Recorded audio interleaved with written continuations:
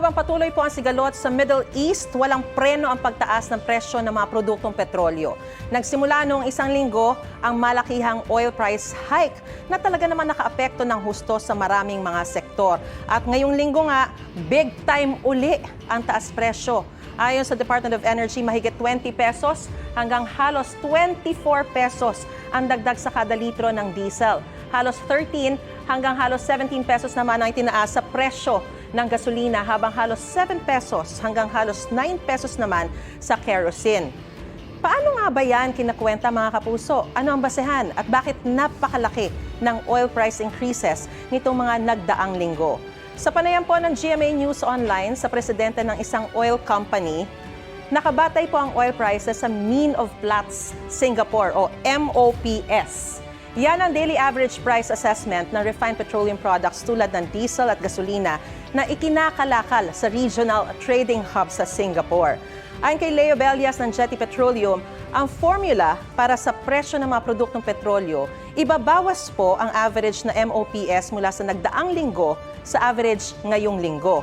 Kung ang lumabas na pagkakaiba ay isang positive number, nako, ibig sabihin po niyan, may price hike. Kung negatibo naman, ay rollback.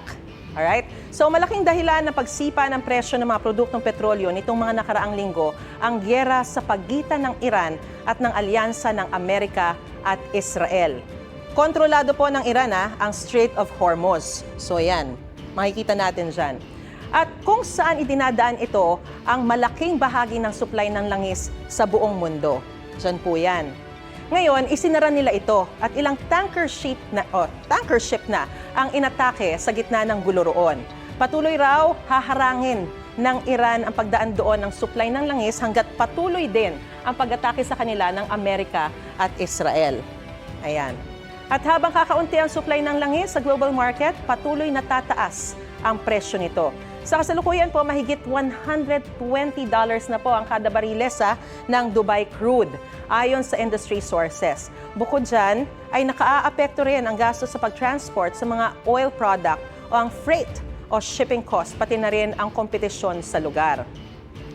So, freight of shipping cost at kompetisyon. Ito rin ang dahilan kung bakit iba-iba ang presyo ng oil products sa kada lungsod at munisipalidad. Isa pang tanong, bakit tuwing Martes ipinatutupad ang oil price adjustments? Sabi po ni Energy Secretary Sharon Garin, ito na kasi ang napagkasundoan noon ng Department of Energy at industry players. So, imbis na araw-araw ang pagbabago sa presyo. Ngayong napakataas ng presyo ng mga produktong petrolyo, patuloy rin ang panawagan ng transport sector, maging ng mga motorista sa gobyerno na patuloy na gumawa ng hakbang para masolusyonan o maibsan ang epekto nito. Gusto mo bang mauna sa mga balita? Mag-subscribe na sa GMA Integrated News sa YouTube at tumutok sa unang balita.